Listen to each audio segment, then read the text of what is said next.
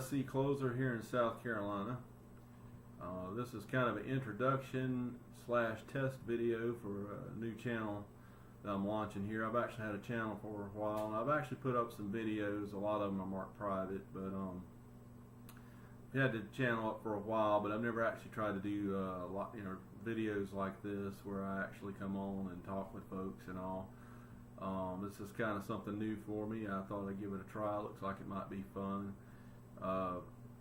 Been inspired to do this by a lot of guys on YouTube that I've been watching for a while and subscribed to. Guess one who really inspired me to do this, and I'm sure he'd be surprised as anybody that he's inspired anybody to do anything of any value, and that would be Bill over at Guitar Struggles. Bill likes to make, as he calls them, well, I won't say what he says, but he calls them basically crappy videos, and I really enjoy watching Bill's crappy videos. And Bill, you've inspired me to make my own crappy videos, and I've seen Bill, he's made a bunch of videos where he pays tribute to others on YouTube, and especially people that have inspired him. And Bill, I'm going to pay you a tribute right now.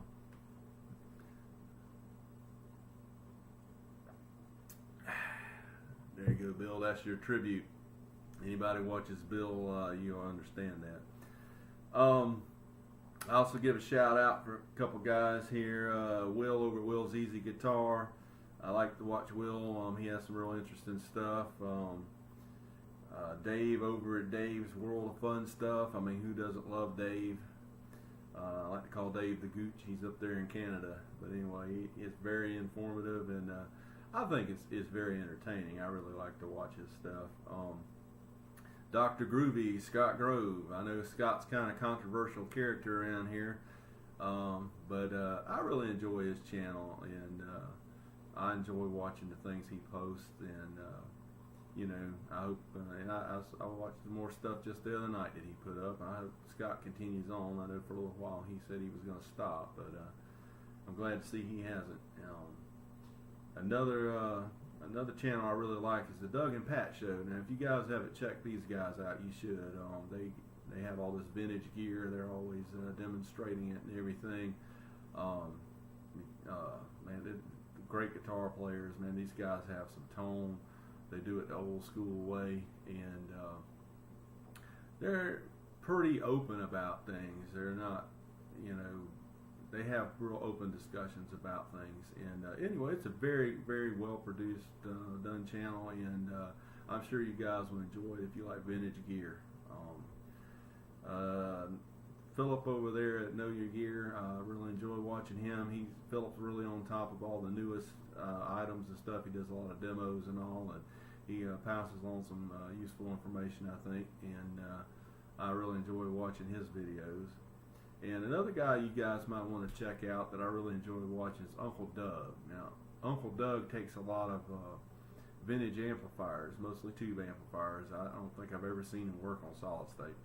But he takes these vintage amplifiers and he gets them in, and he demos them and shows them, and sometimes he rebuilds them and restores them, repairs them, and he does lectures on how these amplifiers work, and does basic electronics type of videos, and instructional videos. And anyway, he does a very good job.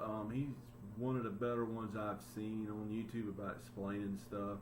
So if you're interested in how your amplifier works, especially these old tube amplifiers, what makes them tick, and little tips and tricks, go check out Uncle Doug's channel. You'll be very, very impressed with that, I believe.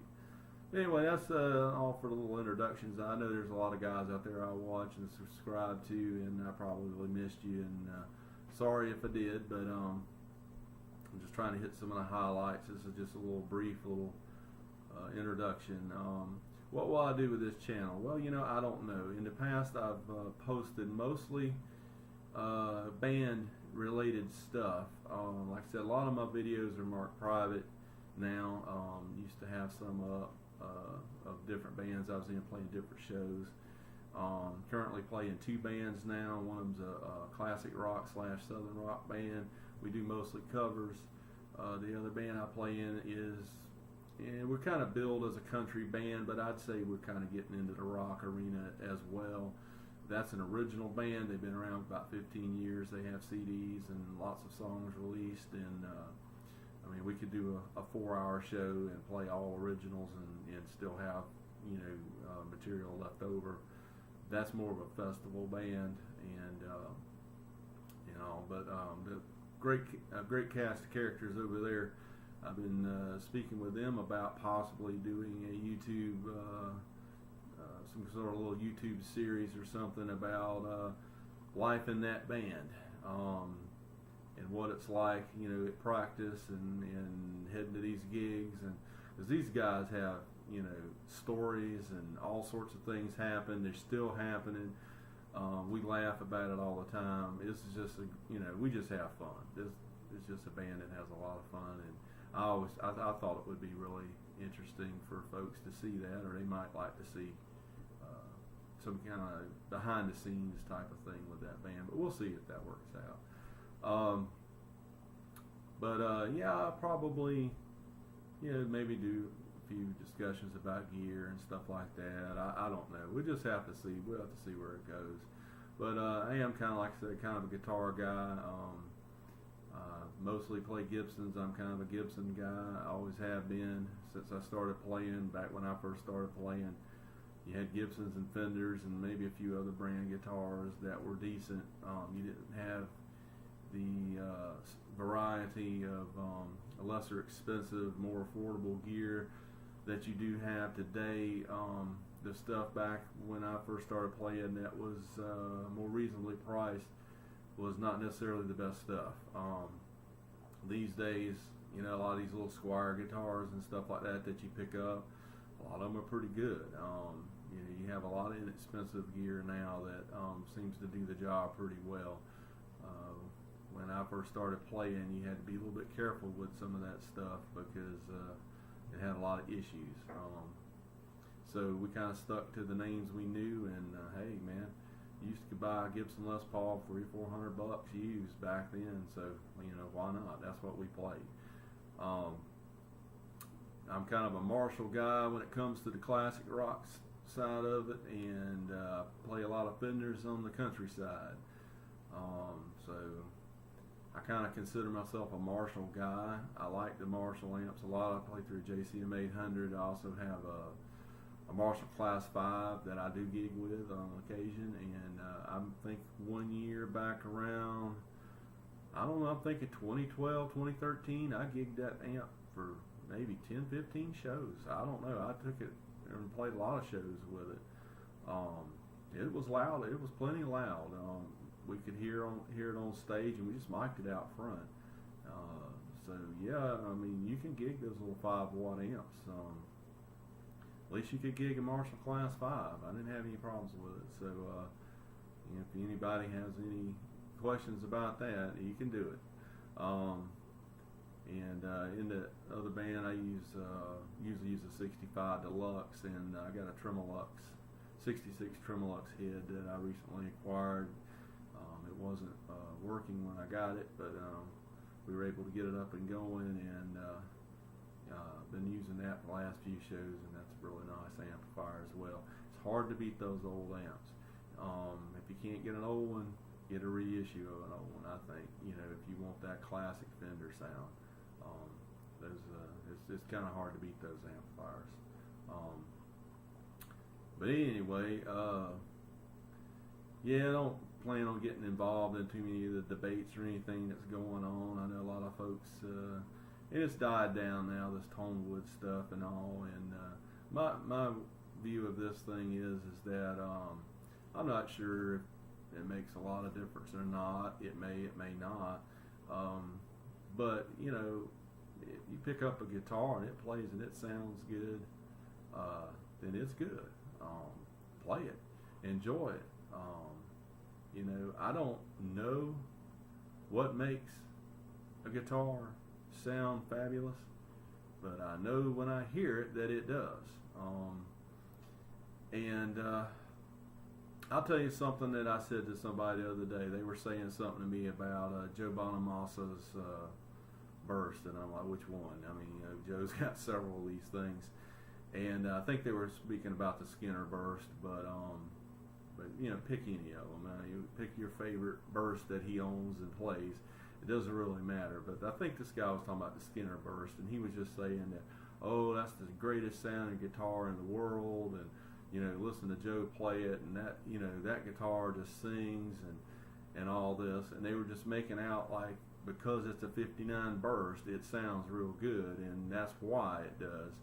And I told them, I said, well, I'll tell you what, I play mostly, my main guitar is a 1995 Gibson Les Paul Classic, and I put on, I think I got a DiMarzio,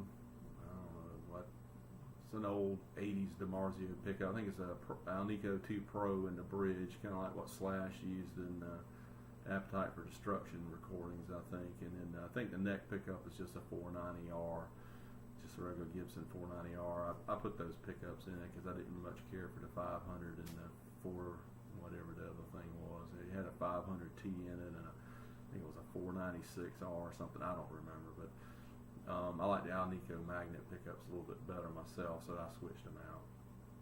But in any event, put me and Joe Bonamassa on the stage at the same time, if Joe will let me up there with him.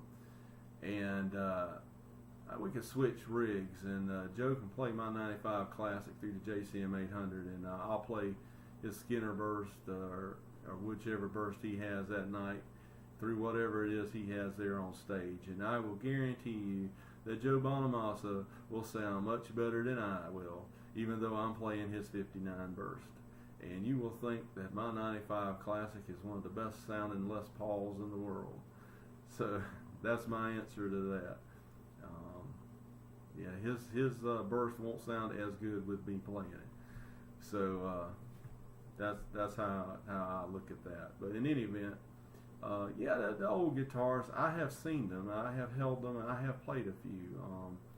I've had a unique opportunity to play and hold a few different 59 bursts.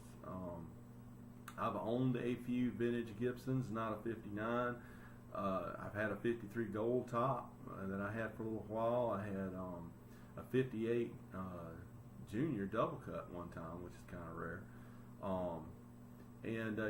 There's a certain coolness factor to these guitars, and I like them and all, but I think myself, if you have the money for them and something really turns you on and it's something you really like, go ahead and get it. I know Joe Bonamassa really likes those things, and he believes in them, and he has plenty of them, and that's good. That's cool. I like seeing them, and I like hearing them. I like hearing Joe play them. But for us average folks out here, my experience with a lot of that stuff is, for what you pay for them, you're not getting a whole lot more than a newer model guitar, as long as it's a good guitar. Your ability to get out of that guitar what it might have to offer over the others. I mean, let's face it, most of us aren't Joe Bonamassa, okay? Most of us out here, we're not getting everything we can get out of our current gear. So think about that. You can get the greatest guitar in the world, but it's not going to make you a better player. You'll play better on something that's set up right and comfortable to play, and it's a good guitar, than you would a piece of junk. But all things being equal with setup and playability, you're not going to play better just because you have a vintage guitar. But anyway, and I've said this many times too, that they're good and bad guitars in any era. I bet there's 59s out there that are dogs. I'm sure people have had them. They, back at the end of the day, they didn't think it was that good a guitar. And I know a lot of these 70s Les Pauls. A lot of people, talk bad about a lot of the Les Pauls made in the 70s. Well, one of the best ones I ever had was a 76 Les Paul Standard. And it was fabulous, and I'd probably still have it today if I wouldn't have wore the frets out on it, and I just didn't really want to have it refretted. But yeah, I've had good ones in every era, and I've seen some that I didn't think were very good, and they were in a lot of eras. So it's up to the particular guitar. So just, you know, don't buy it just because it's made in 19 whatever. Play it and see how you like it, and if you like it, then, you know, buy it. If you got the money, buy it. So anyway, that's the way I look at it. I'm not too concerned about the rest of it. I'm not a collector. I'm a player. So, you know, I just want to play them. You know, and I don't hang them on the wall to look at them or anything. But anyhow, didn't mean to get into all that, but we did. Yeah, I guess I had to have some subject matter for the first video other than just some rambling on. And, well, it's probably rambling on too. So anyhow, I guess that's about it for this first video here. I will see if I can edit this thing and get it up. I'm not sure if I can. Like I said, I don't really know what I'm doing. I got a little intro thing I'm going to try to stick on. I don't know if I'll try to stick an ending on it or not, but anyway, this was the first attempt, so let's see how it goes. You guys can leave me some comments if you want to. If you got any advice, just, you know, fling it my way. And we'll see how it goes. All right, you guys, take it easy, and we'll see you next time.